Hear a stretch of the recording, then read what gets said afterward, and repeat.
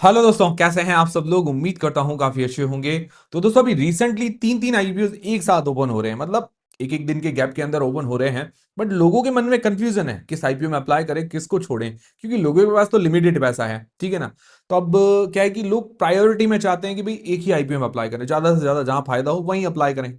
दूसरी चीज है कि भाई एक वो भी लोग देखते हैं कि भाई अलॉटमेंट के चांसेस किस में ज्यादा है।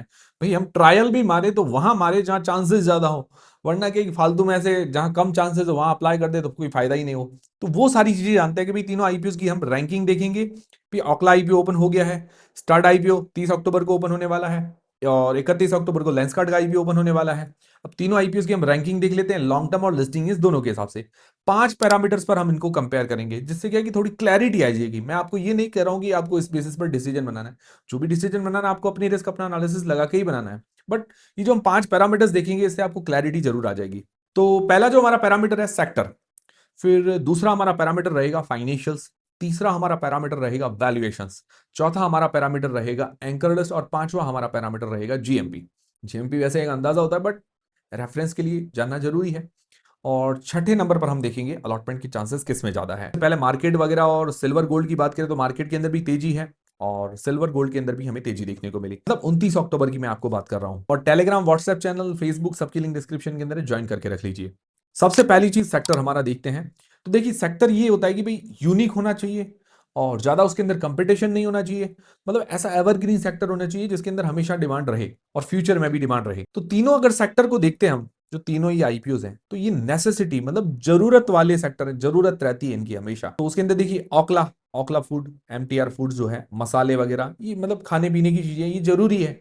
स्टड्स, स्टड्स हेलमेट वगैरह बनाता है, हेलमेट अब बाइक चलाने वाले को हमेशा ये चीज जरूरी है सेफ्टी के लिए। ठीक है, भले लोग पहने ना पहने, बट ये जरूरी है, नेसेसिटी है। फिर लेंस कार्ट, लेंस कार्ट चश्मे वगैरह बनाता, आई वेयर्स, भाई जिसकी नजर कमजोर है तो उसके लिए जरूरी है। बाकी आजकल धूप वगैरह से बचने के लिए हर कोई गॉगल्स वगैरह सनग्लासेस यूज करता है, तो ये भी एक जरूरी नेसेसिटी चीज आ जाती है। देखिए तीनों में से यूनिक जो सेक्टर है वो स्टड्स का है। स्टड्स के अंदर क्या है कि भाई ये हेलमेट के अंदर इंटरनेशनली और इंडिया लीडिंग ब्रांड है। लीडिंग मतलब ये सेलिंग इसकी अच्छी है, इंटरनेशनली कोई और ब्रांड से भी कंपेयर करें तो इसकी सेलिंग अच्छी है। इंडिया के अंदर भी टॉप लीडिंग ब्रांड है, ठीक है।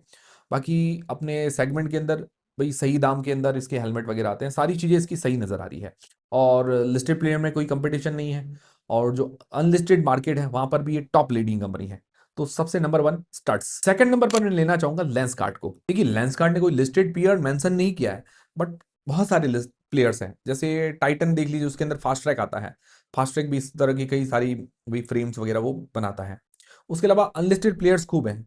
जैसे बड़ा इंटरनेशनल ब्रांड के तो रेबेन है, और भी कई सारे ऑकले वगैरह काफी सारे ब्रांड हैं, छोटे मोटे और भी काफी सारे ब्रांड हैं। तो वहां से कंपटीशन तो इसको मिलता ही है, ठीक है। तो भी लेंसकार्ट ने काफी अच्छा नाम जमाया है, तो उस हिसाब से मैं इसको सेकंड नंबर पर लेना चाहूंगा। थर्ड नंबर पर है ओकला फूड्स, मतलब ये ओकला इंडिया या एमटीआर फूड्स को लेना चाहूंगा। इसके अंदर खूब कंपटीशन है, हालांकि एक्सपोर्ट करने में ये टॉप कंपनी है। तो तीनों का ही सेक्टर खराब नहीं है, फर्स्ट सेकंड थर्ड हमने जान लिया जो प्रायोरिटी थी। बाकी आपको इसके भरोसे नहीं रहना, ये मैं अपने अकॉर्डिंग बता रहा हूँ। ये आपके अनुसार भी कुछ चीजें अलग हो सकती है।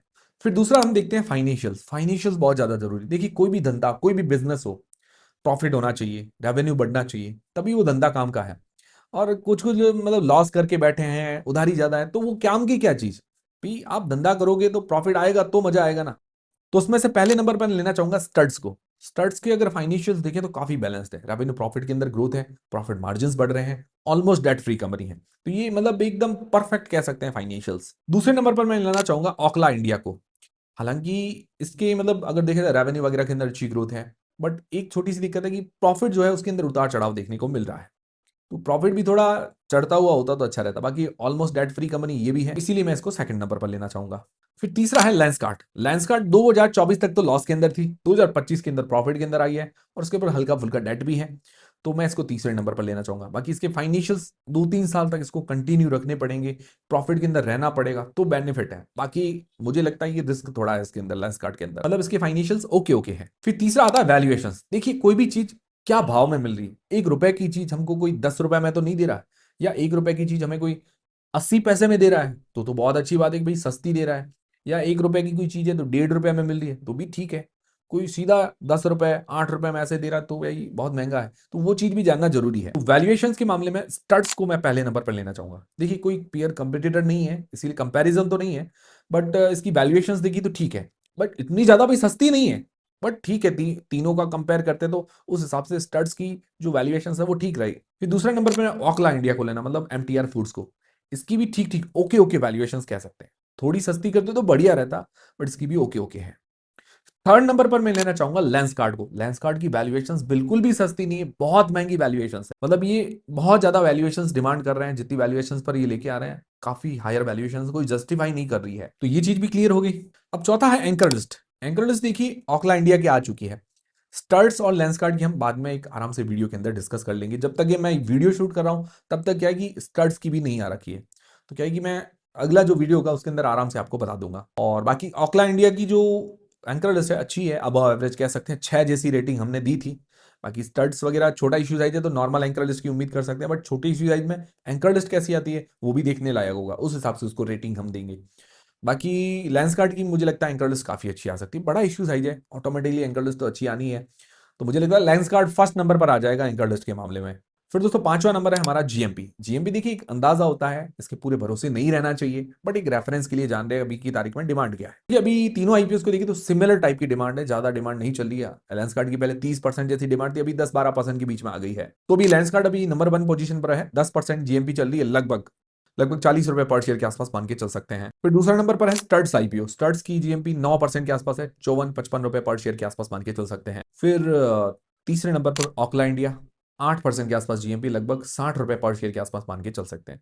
हालांकि देखा जाए तो सिमिलर ही नजर आती है, 8-9-10%, ये कोई बड़ा डिफरेंस तो नहीं है, बट जो था मैंने आपको बता दिया है। तो ये है हमारे 5 पैरामीटर्स। अब ओवरऑल क्या है, ओवरऑल देखिए जो मैं आपको बताऊंगा कि भाई कम रिस्क किसमें है, बैलेंस्ड कौन सी कंपनी है, तो सारे फैक्टर्स जो बैलेंस नजर आ रहे हैं, कम रिस्क नजर आ रहा है, वो है स्टड्स के अंदर। स्टड्स थोड़ी बैलेंस्ड है, फाइनेंशियली स्ट्रांग है, फंडामेंटली स्ट्रांग है, मतलब इसका सेक्टर अच्छा है, लीडिंग है अपने सेक्टर के अंदर, ज्यादा कंपटीशन नहीं है, तो उसके अंदर स्टड्स फिट बैठता है। सेकंड नंबर पर जिसके अंदर थोड़ा रिस्क कम है या थोड़ी बाकी सारे फैक्टर्स अच्छे हैं, तो उसके अंदर सेकंड नंबर पर ओखला इंडिया। थर्ड नंबर पर लेना चाहूंगा लेंसकार्ट को। लेंसकार्ट में मुझे थोड़ा रिस्क नजर आ रहा है, एक तो वैल्यूएशंस का रिस्क है, बाकी इसी साल प्रॉफिट के अंदर आई है, तो अभी थोड़ा इसको 2-3 साल लगेंगे अपने आप को प्रूव करने में, लगातार प्रॉफिट के अंदर रहना पड़ेगा तो अच्छी बात रहेगी। तो लेंसकार्ट में तुझे थोड़ा रिस्क नजर आ रहा है, बाकी दोनों मुझे थोड़ी बैलेंस्ड है, सबसे ज्यादा बैलेंस स्टड्स नजर आ रही है। बाकी मेरी तरफ से अप्लाई करने नहीं करने का डिसीजन नहीं, वो डिसीजन आपको खुद को बनाना है। फिर लिस्टिंग एज के हिसाब से जो लोग सोचे तो मे बी लिस्टिंग एज के हिसाब से लेंसकार्ट को थोड़ा प्राथमिकता ज्यादा मिले, क्योंकि देखिए एक तो एंकर लिस्ट इसकी अच्छी आ सकती है और चर्चाएं थोड़ी ज्यादा है, लेंसकार्ट थोड़ा बड़ा ब्रांड है तो चर्चाएं ज्यादा है, इस कारण हो सकता है थोड़ा रहे डिमांड के अंदर। बाकी मैंने आपको जो रिस्क फैक्टर्स थे वो मैंने आपको बता दी, अब आपको सोचना है कि आपको क्या करना है। और अब अलॉटमेंट की चांसेस किस में ज्यादा है, तो देखिए बड़ा इश्यूज आई है लेंस कार्ड का, तो लेंस कार्ड के अंदर अलॉटमेंट के चांसेस ज्यादा है, 10% का रिटेल पोर्शन है, बट फिर भी उसके अंदर चांसेस ज्यादा है। फिर चांसेस है ओखला इंडिया के अंदर, और फिर ज्यादा चांसेस है स्टड्स के अंदर, मतलब स्टड्स में सबसे कम अलॉटमेंट के चांसेस होंगे लगभग लगभग, क्योंकि उसका इश्यू साइज छोटा है इस कारण। बाकी तो देखिए सब्सक्रिप्शन किसको ज्यादा मिलता है उस बेसिस पर पता चलेगा, हालांकि सब्सक्रिप्शन मुझे लगता है सबको मिल ही जाएगा, मतलब वो सब्सक्रिप्शन तो ज्यादा ही मिलेगा सबको। तो उम्मीद करता हूं ये वीडियो देखने के बाद आपके सारे डाउट्स जरूर क्लियर होंगे, सारी चीजें क्लियर हो गई, समझ में आ गया होगा कि भाई क्या है नहीं है, क्या सही है क्या गलत है। ठीक है, समझ में आया है, हमारी मेहनत अच्छी लगी है, फटाफट आपको वीडियो समझ में आया तो वीडियो को लाइक जरूर करें, इससे हमें काफी मोटिवेशन मिलता है, और कमेंट करके जरूर बताएं। और Okhla India first day under subscribe है 0.79 times, NII portion fully subscribe हो गया है, बाकी सारे पोर्शन अंडर सब्सक्राइब है। ठीक है, बाकी अपडेट्स मैं आपको करता रहूंगा, स्टड आईपीओ और जो लेंसकार्ट आईपीओ दोनों की एंकर लिस्ट के बारे में भी डिस्कस कर लेंगे। तो ये थे सारे आज के अपडेट्स, उम्मीद करता हूँ हमारा वीडियो हमारी जानकारी आपको काफी पसंद आएगी, हेल्पफुल लगी तो वीडियो को लाइक जरूर करें, चैनल को सब्सक्राइब कर लें। मिलते हैं दोस्तों अगले वीडियो के अंदर।